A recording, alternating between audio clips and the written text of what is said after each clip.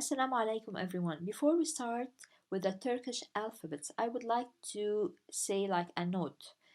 In Turkish, while reading a word, you pronounce all the letters as they are. So when I say A means A, B means B, you spell them the same in a word.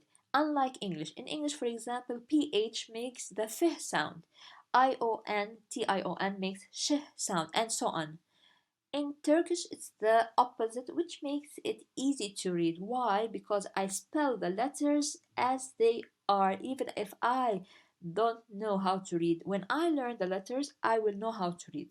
Except for one letter, which is yumuşak. We will talk about it later. So please take that into consideration when reading or when learning the Turkish language.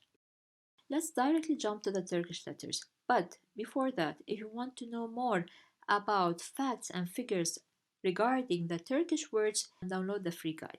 Now, in this slide, as you can see, we have 29 letters in the Turkish language. 8 are vowels and the rest are consonants. If you look at the vowel letters, they are the same as in English. We have the A, the E, the I, the O, and the U.